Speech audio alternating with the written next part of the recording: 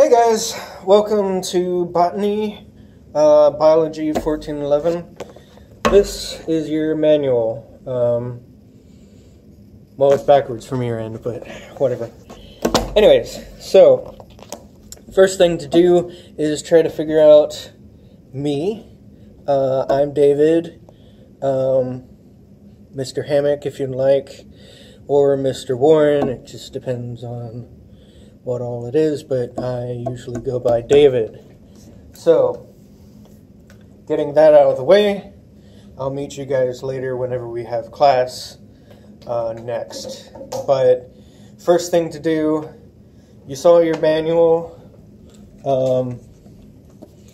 Now we have the, what is this, 8th edition of the botany textbook.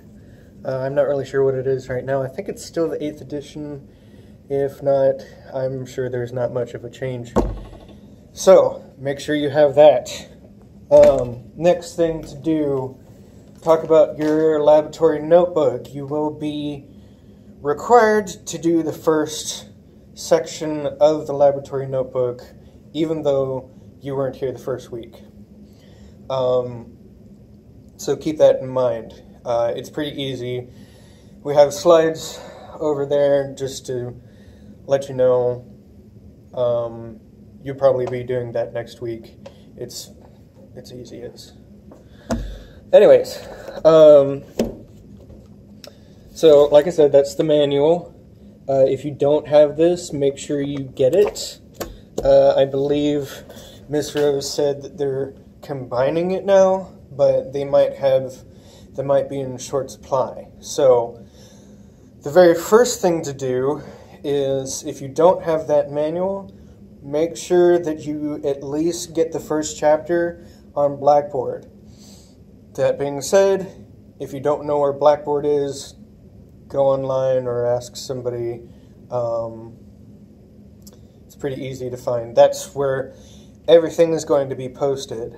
Alright, so also on Blackboard, we have the syllabus, the peer evaluation, and the notebook project rubric, or guidelines, right?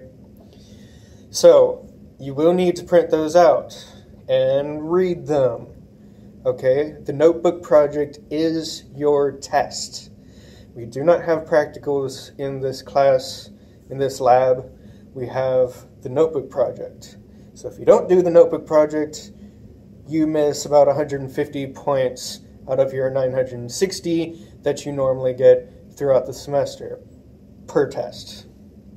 Okay? I would suggest doing that because that is going to keep you from getting a B instead of an A. Or even so, keep you from getting a C instead of an A. Because it's 300 points if you miss both of them, both the midterm and the final. Okay, so the very next thing to do, make sure you read the syllabus. The dates will be off a little bit. I'm not sure how we're going to settle that due to the hurricane, but we'll figure that out as we go along. This coming week is the first chapter, okay? That being said, every week, whenever you come in, you have pre-lab questions to do, okay? Let me show you what that looks like. This is the first week of pre-lab questions. We see the big one right here. In the other chapters, we have 2, 3, 4, 5, 6, 7, 8, 9, 10, 11, 12. All right? These are the questions that you need to do. The one that says pre-lab questions. Got it? So, you're going to be doing them on a separate sheet of paper, okay? Don't do them in here. I need them on a separate sheet of paper, and then you'll turn it in to me on the first couple of minutes whenever you get into class. That raises the next point. I shut the door on the clock, okay? If I shut the door, that means that that door is closed until the pre-lab quiz is over. All right? If you get here late, you won't be able to take the pre-lab quiz. And that's about 15 points of your grade for the day out of 60. All right? So, make sure to get here on time or early. I do not wait. All right? Unless there's some extenuating circumstances. But, you know, we'll get to that when we get to that. Next thing. So, again, make sure that the pre-lab questions are turned in to me right from the beginning. Okay? Those will be about 15 points, and your pre-lab quiz will be about 15 points, making 30 points of your individual grade. That means you'd have to do it yourself. All right? If I see copies, we're going to have issues.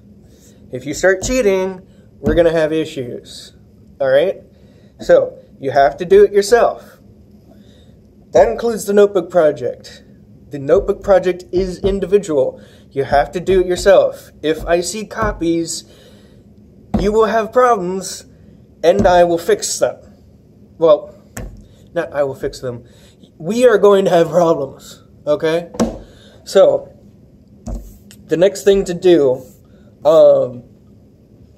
you will be doing a lab exercise during class. I'm not sure how we're going to do the first exercise together, but we'll figure it out during. All right, most classes, what you'll have is a microscope. All right, that's what this is. You're going to undo it, unravel it.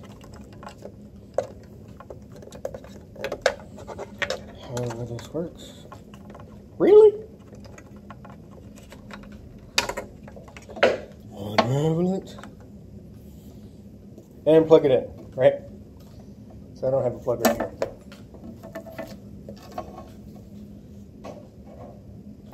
Alright. Move this a little bit. Sorry. Anyways, so you have your microscope.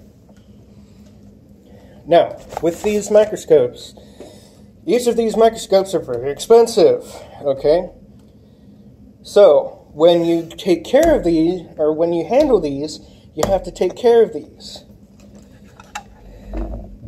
See this in the back? It's a handle. See this in the front?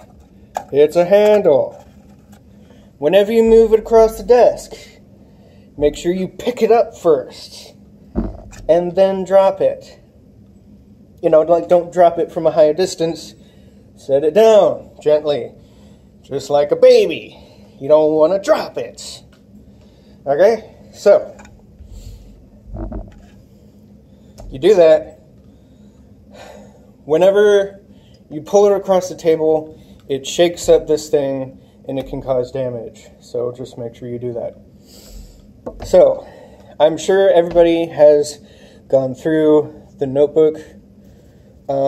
It has all of the directions on how to use a microscope and what each of these microscope's parts are, and that's on page 4. Alright. That being said, I'm just going to go through this with you. So this is to raise and lower the stage. This is to zoom in or zoom out, depending on the magnitude of magnification that you want. This is your eyepiece. This is what you're going to look into, obviously.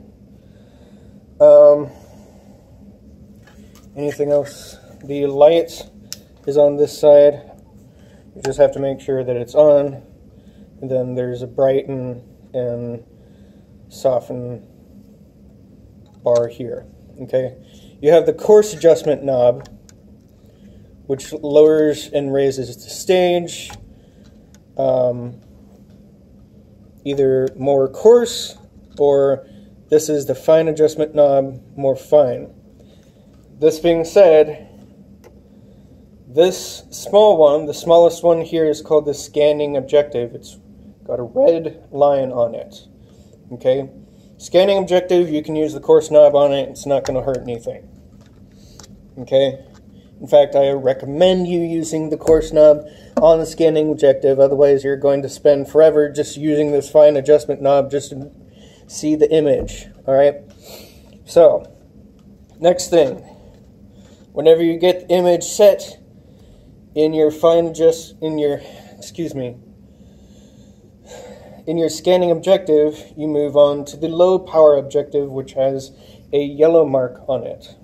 Low power objective from the scanning objective, you shouldn't need to mess with it too much, but you can also use the coarse adjustment knob to try to focus the image. Okay? And you can pull up the coarse adjustment knob on this one all the way up, and it's not going to do anything unless you have a thick slide, in which case, don't break the slide. Alright, the next one. As soon as you get the image for that one, you move on to the high power. The high power objective is not to be used with the coarse adjustment knob. Now here's why. As soon as you pull this all the way up, that little lens right there, see if we can see it, that little lens right there is going to break this thing. And each of these costs more than you can afford, basically. Alright?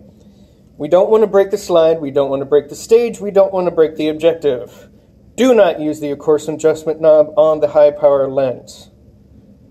Does that make sense? So, as soon as you're done, you're going to switch it to either the lowest power or the blank. Alright? Every time. You don't switch slides using the other objectives. Alright? You could scratch the slide or do whatever. Alright? This is the arm. You slide the slide, you bring the arm out, you slide the slide in, and you bring the arm back. Do not try to slide the slide underneath the arm. It'll scratch the slide and it'll break the arm. Okay? If you have any questions with this, make sure to email me, djh028@shsu.edu. Alright? And you should have already known that had you seen the email that I sent out. Alright? Once you're done, turn off the light and unplug the machine.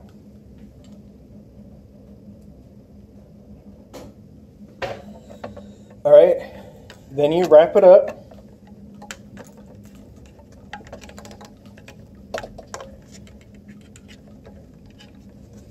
And there's a few things that you need to do, okay?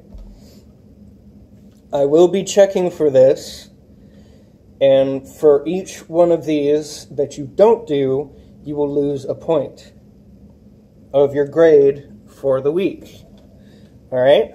So, that means everybody in your group has to do this, otherwise the whole group will lose that point for the week, because I don't know what microscope that you're using. Alright?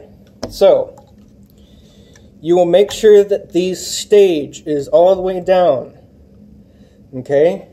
You will make sure that the objective is either on the blank or the lowest power. Do not leave it on the high power. Alright? That means that if anybody else uses this and they just so happen to move the stage some, it's going to break something on here. Alright? So, once again, wrap it up, make sure the stage is all the way down, set it on the lowest power, and then, return the cover. Alright? Do that every time and we won't have an issue.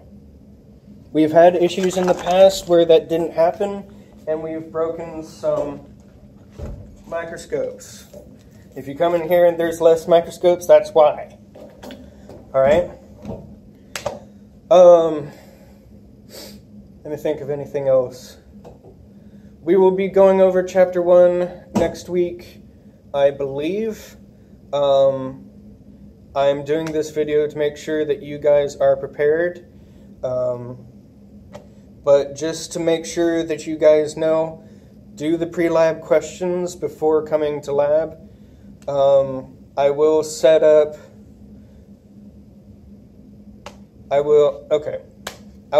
lab for next week as chapter 1, and then we'll go on from there. Make sure to do chapter 2 pre-lab questions the week following, and blah, blah, blah, blah, blah. I will let you know if there's any changes in the schedule when the time comes. If you have any questions, let me know. Again, my email is djh028@shsu.edu. Other than that, I hope we have a great semester, and I am excited to see you guys whenever you come into lab this week. Alright guys, see you later.